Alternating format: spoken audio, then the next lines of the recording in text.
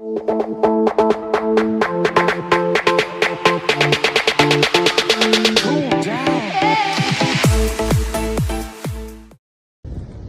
so finally I have a little pulley.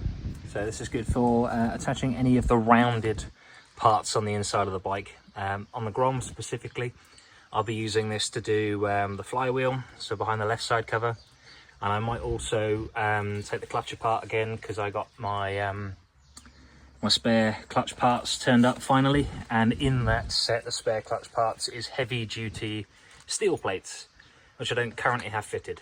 So I don't know if the clutch is going to slip. I'd rather it didn't. So, you know, I may take it apart and put the steel plates in. But I'll show you how to use one of these, why I bought it, and mention where I bought it from, so it came incredibly quickly. So that's what we're going to do today. I'm going to be using this this pulley to get the flywheel out and get it, sorry, not get it out, put it in properly, like torque it down properly. My brain's not working yet, as I haven't quite finished my coffee, but I'm going to post the video anyway, because I promise things would be realistic. So when things go wrong, I record them. When things go right, I record them. I'd rather not, you know, make videos and just pretend that everything works out all the time, because it doesn't. I mean, it's raining and I'm working on the bike on its side underneath the garage lid because I can't get water in my engine. Like, this is as realistic as I can possibly get it. So I'll show you through the process, and maybe people might be able to actually get something out of this video. So there are a couple of theories going around to why my bike isn't working properly. One of which is that I haven't properly torqued the flywheel nut, because I can't hold it still. With this I can, so we'll see. And the other problem we might have is the starter motor, it's just sitting behind here, won't mechanically disengage. So it's not, when you start up the engine, there should be a point where the starter motor itself can just disengage from the electric motor.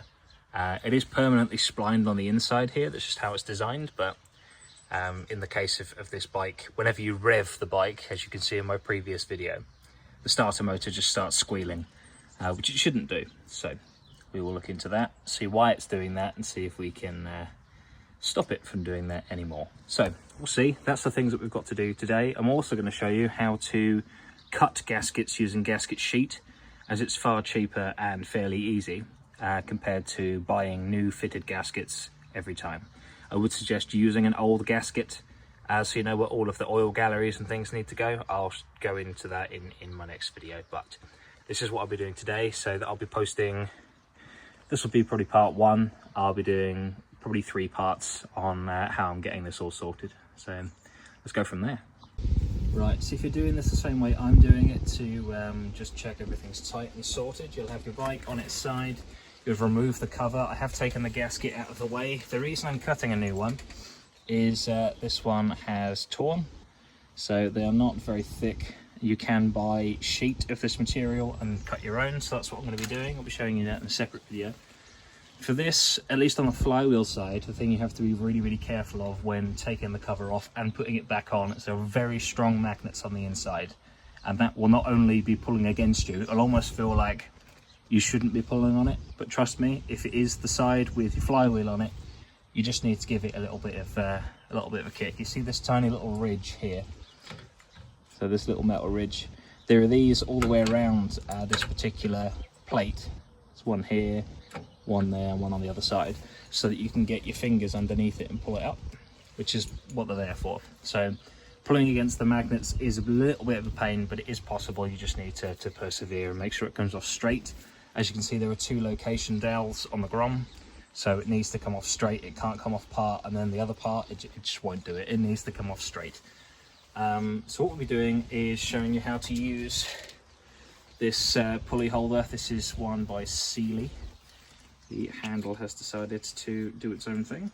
Let's just get that so you can see it. So essentially what you need to do with this is wrap the big red band around the thing you're trying to hold and clamp up against it. And that should hold it still in a way that gives you a handle, and then you can use your torque wrench to do all the necessary things you need to do there. So in my case, I will be torquing that center nut down, If you're doing this on a Grom and you want to do exactly what I'm doing, I will tell you that it does say in the book that it is 64 Newton meters, which is apparently the British measurement that we use. Let's put that to one side just so I can slip this in. Get that in there. So I don't have a lot of power on my phone, so I'm almost waiting for that to die, which is just typical. Okay, can I take that bar out? Okay, let's put that to the side and just wheel this on by hand until I actually need the thing. On the flywheels, there are these little ridges that stick up. You can see one here. It's so part of the engine can count these as they go past. It's a bit of a pain if you're trying to clamp to them, but it shouldn't be too difficult. So all I'm using my rather useless hand for is just to stop the this big plunger thingy here from spinning, as that's just going to make things difficult. So if I can grab that like that, that'd be perfect. Stay still, would you? If you're doing it just how I'm doing it, it will be oiled, so there will be oil on the outside, which can be slightly problematic, but I'm not going to let that get in my way today, as I've had too many problems trying to sort this particular issue out, and it's been, quite honestly, putting me down mental health wise, as there always seems to be something the bike wants to fight me on, and I'm just fed up of not knowing what I'm doing and having to ask people for help. Obviously the people that have asked haven't given me any indication that they're fed up with helping me. It's more that I should know what I'm doing by now. So let's get that tight, as tight as we can, without over tightening it and damaging anything. Right, let's hold that like that and grab my torque wrench. There are two torque wrenches that I use. The one that I normally use for the Grom is this smaller one. This one is designed by Draper, as you can see there. I've had it for a little while. This is the torque wrench that I carry with me on the bike all the time, and the reason I carry it with me all the time is because people, especially me, break down on the side of the road a lot, and there's no worse feeling than having all of the traffic pass you by while you sat on your own. If you don't know how to use a torque wrench as well, I'll briefly go over it. So for us at least, and by us I mean anyone that uses the Newton meter scale, I'll show you there. You've got your measurements in Newton meters, like that, and all of your numbers, and then a dial with numbers on it as well. There is a lock at the bottom that you need to twist all the way anti-clockwise, so it's not going to get in your way until you need it. But at that line there, just at the bottom, which rubbed off, if you line that up with 0, you've got exactly nothing. And from 0 to 20, obviously you count up using this dial. There is a spring on the inside, so it will start getting tight. If I come around and put my dead hand over here, if I hold it like a T-bar, it doesn't twist so much. I'll show you what we're doing. So we want 64 out of this. So we want to line up the very edge of this and the 0 with where this comes up at 60 here, and then go up to 4. So if we spin that all the way up, I'll just show you what I mean. Right, where are we? We nearly there. Okay, what are we at now? Okay, so that is at 70, that's too much. Spin it all the way down. What are we at this time? 50, not what I wanted. Get that 0 there. Okay, so that's now set at 60. We want 64. So just turn it so the 4 is now pointing at that middle bit as well. Come down to the lock and just turn that all the way in, like that, so it doesn't move while you're using the handle as leverage. So that is set to 64, like that. So we're going to place this here.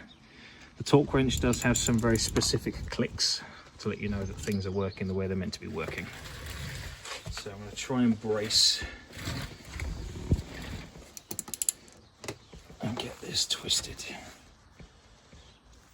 This is going to be a real pain, I think.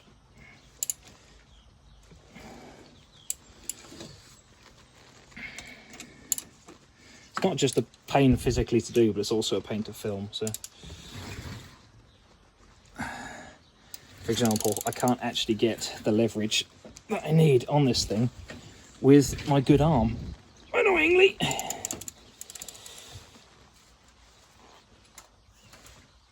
Oh my god, okay.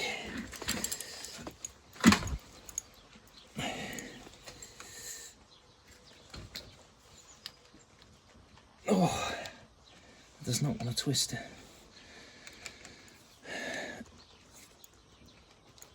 Why? Why does that not want to twist? Okay. See if I can get a bit of pipe to make the handle longer. No, it's not going to fit over there. Oh, it's so annoying. I don't think I have anything larger just laying about. I mean, I've got part of an intake, but that's not exactly going to help me in this situation, is it? Okay, maybe it is.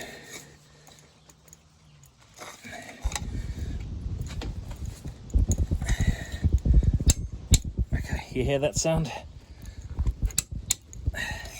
That's the sound.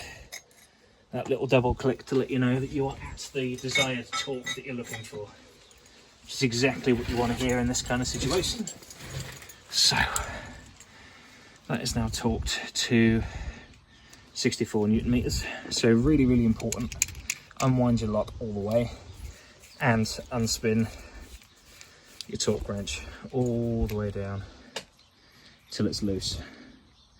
So I like to set it just below 1 and do the lock up again, so this doesn't decide it's going to yeet all over the place.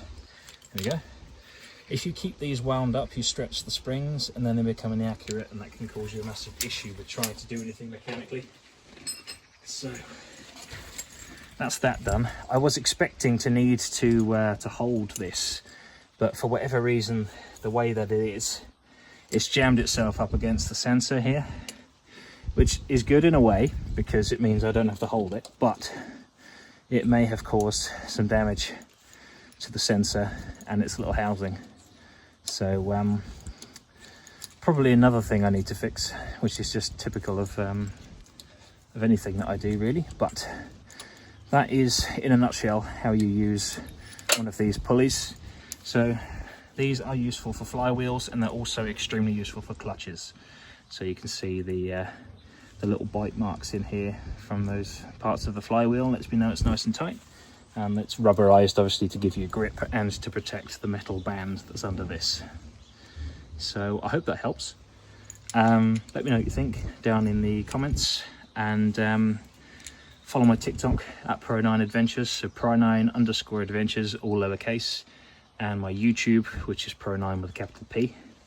I also have an Instagram, but I don't post as much there as I do on the other two platforms. This will probably be my weekly YouTube video. I will also include on, I'll do just this one on the TikTok, and I'll separate it into a couple of parts. But if you're watching this on YouTube, there won't be any of it, none of it will be cut up. It'll all be one big video. And hopefully this helps you out, because if you're like me, you need the whole process. You don't just need a little bit of it. So in this case, I'll be showing you not just how to use this and how to use a torque wrench to do all that, but I'll also be showing you how to cut the gasket that you need and how to fit it and all that good stuff. So if you're here on YouTube, you'll be watching that in just a second. If you're on TikTok, then just hop along to my page or to the next video, and you'll see the cutting of the gasket sheet. So let's get on with that. Right, so if you're on YouTube, then you wouldn't have had to skip anything, but if you're on my TikTok or my Instagram, then this will be a separate part to sorting the flywheel side of the bike out on my Honda MSX. So my little Adventure Grom has got a few issues here and there, and one of them is a torn gasket. So buying fitted gaskets can be expensive if you need to do it a lot of times, like I have. So I don't know how many of these I've had to get over the last 4 years I've had the bike, but it doesn't make any sense to keep buying fitted ones when it is so much cheaper to buy the material they're made out of. So this is the same brand that they use to cut these. I believe this is the same thickness. It might be slightly thinner. They do it by hundredths of a centimetre, so not millimetres, the next one down. I'm not even sure what it is, to be honest, so tenths of a millimetre. This gasket obviously is torn, so, and it's more importantly, it's torn towards the bottom. So if I have any problems with oil leaking, it'll be seeping through here once the engine gets going and the oil's nice and thin. So if you buy some of the material, I mean, a fitted gasket, this costs, what, anywhere, depending on where you get it from, for the Grom at least, between sort of £5 to 25 quid if you're British. So not really sure. You know, it does really depend where you get it from. I've got them at a whole variety of prices, if you get them on their own or if you get them with a pack of things, etc. So if you just buy the sheet, this was, I mean, look how much of it there actually is. I paid £20 for this sheet, and I can not just cut as many of these as I like, I can cut as many of whatever I like, so long as it's this thickness. So what you'll need to do this job, you'll need obviously your gasket sheet, you'll need your original gasket to trace, or if you've got the actual case that you need, with a little bit of oil around the edge, you can almost stamp it like a potato print and use that to cut around. The reason I suggest using one of these is you can see that there are little shaped pieces here. So this is the stator side of the bike, and this cover protects some of the electrics, for example. So if you cut this out and you get it wrong, then you could cause more problems. You also need a pen or something that's going to write on the gasket sheet itself, and I would recommend using some kind of craft knife just to make things more exact. You can use a pair of scissors, but the only pair of scissors I happen to have in the house is a little bit overkill for this job. They're too much. I think the gapping in the blades also might be too much for this stuff, and I don't want to tear it. So here's what we're going to do. I would recommend using something not heavy, but if your gasket's like this, it's just going to sort of gap itself every time you try and put it together. It's just not going to go together. You need to get it accurate in size. So either tape this gasket up or place something heavy on it while it's on top of here. I'm going to use a few kitchen glasses, I think, just to make my life a bit easier. Let's see what we've got. I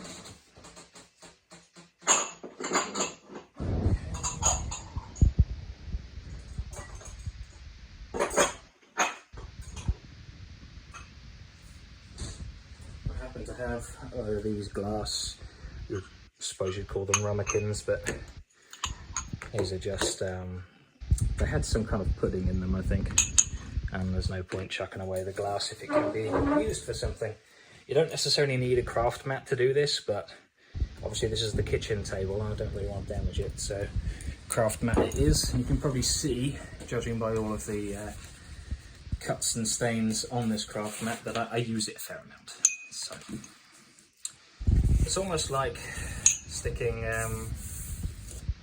weights on a map, but to get the most effective use out of this sheet, we're obviously going to use one of the edges. I could just get that to go slightly out of frame. I haven't got as much space as I'd like for this really, but get it like that and get this near the edge. Get that lined up there. Place a bit of glass on the torn bit to make sure.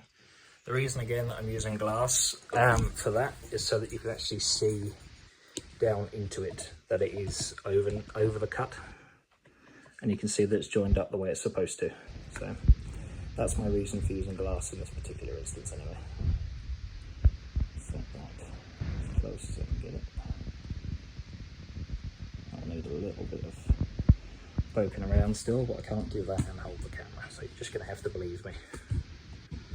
I know, trust issues already. Okay, this is not the first time I've used gasket sheet, but it is the first time I've used it on this bike in this thickness, so I'd rather not few times. That would just stay like that. Stay there, would you?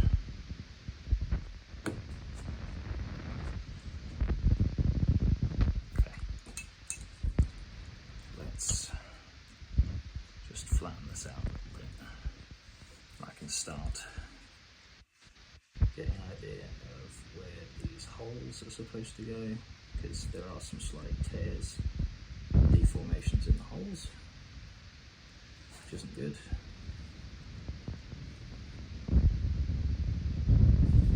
Obviously you want to get this as close to actual size as possible, so when you are tracing this, just be wary that it might want to pop up while you're trying to draw around it, which in this case is being irritating. And this particular pen also does not want to draw on this material as easy as I'd like, so I have to press a little bit harder than I think is necessary. If any place of this was going to tear, I would have expected probably one of the thinner pieces here, like where this oil gallery is supposed to go. That probably would have been my guess.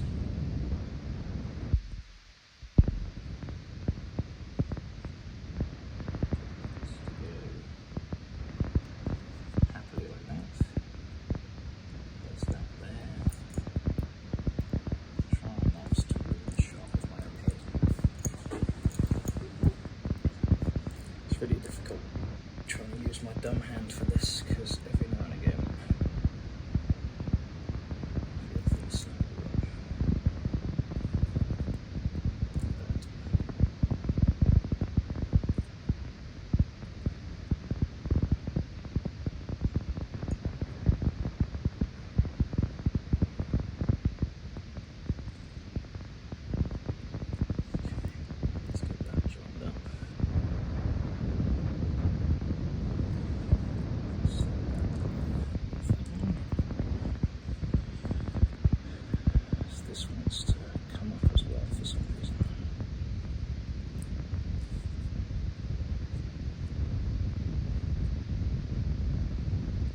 I would highly recommend getting a gasket sheet for yourself, so long as you do have the original gasket for reference, again because of the oil galleries. So gaskets are designed to obviously let oil flow in some places, but stop oil getting into other places. So you just need to be wary. So this is the bit I really wasn't looking forward to. That keeps wanting to move. So if we just keep it lined up with where it's drawn both sides. Get that to go nicely rig back in. There.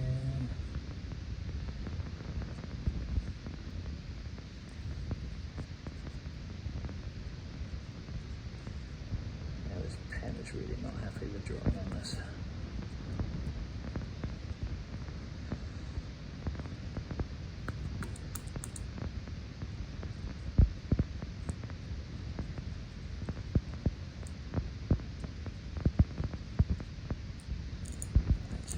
To be missing a line there. Just draw, would you?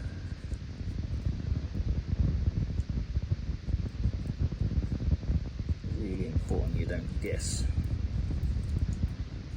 So, see if there are any gaps I need to fill in. Luckily there is some oil present on this to help us fill in the gaps. Probably got my head in that, but oh well. See what I mean about the oil here, giving us an idea. The reason why some of these holes are bigger, there's two location holes, so this one and this one are where the location dowels go through to make sure that the case goes on straight. Just draw pen. I'm not asking a lot of it, like the most basic function from a ballpoint pen.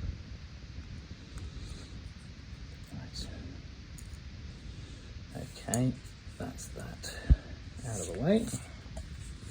So depending on, if you're using this for a Grom specifically, what you'll be pleased with is if you do have the stock oil spinner still in, you can cut a gasket for the oil spinner out of what's left on the inside. So you'll be absolutely fine to do that. In my case, I don't have that. I just have, what do you call it? I've just got this stator one to cut, so it shouldn't be too difficult. I'm going to use one of these with a thicker handle, as I've got quite big hands. I need to be fairly precise. So I think the easiest thing for me to do is probably cut out the holes first. So we're going to go with that. Right, so this is what you should be left with.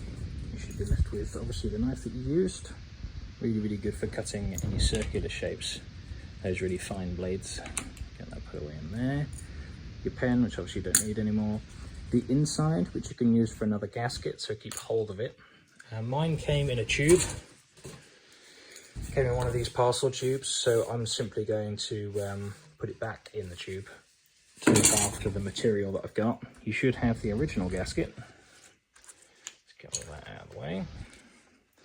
The original gasket, which will be slightly oily, and the new gasket. So it is not cut perfectly, but the inside is as perfect as I can get it, which is the most important bit. The outside doesn't matter as much, so you just need to make sure that you get the holes as best as you can, no tears. Make sure you buy a similar thickness to the thing you're trying to replicate. So if I try and hold those up really close together, I mean, you can hardly tell, to be honest, but I think the original gasket may be ever so slightly thicker. It's hard to tell. I can't tell with my hands that one is thicker than the other, but that's your answer. So buy gasket sheets of the right size, right material, right brand, sorry, and give it a go using the original gaskets or an oily case that you can just sort of potato print and then use to cut around. Hope this helps.